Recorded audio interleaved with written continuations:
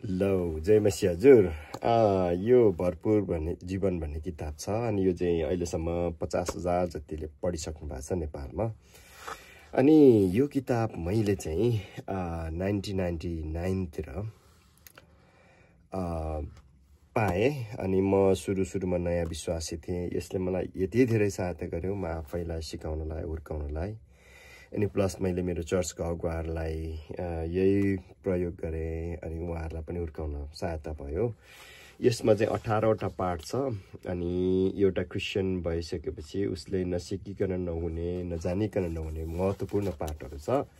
यहाँ 18 पाठमा पहिलो पाठ चाहिँ नयाँ जन्म, पापबाट पश्चाताप, विश्वास र क्षमा, आज्ञा पालन, परमेश्वरको परिवार जस्ता पाठहरू यहाँ छ। अनि यो चाहिँ अब नेपालमा त हामीसँग किताब छ, सजिलै पुर्याउन सक्छौँ। तर तपाईँहरू विदेशमा बस्नुहुने, तपाईँहरू एकदमै व्यस्त मानिसहरू, तपाईँहरूलाई एकदमै गाह्रो भएकोले यो पाठहरू तपाईँको मोबाइलसम्म ल्याउनलाई हामीले काम गरिरहेछौँ।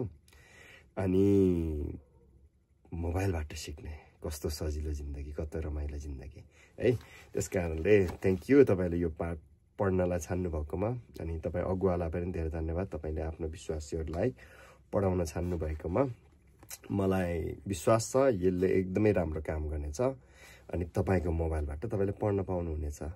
त्यस कारणले thank you, may God bless your journey है। परमेश्वरले तपाईँको मिनिस्ट्रीमा, तपाईँको यात्रामा प्रशस्त आशिष दिएका हुन्।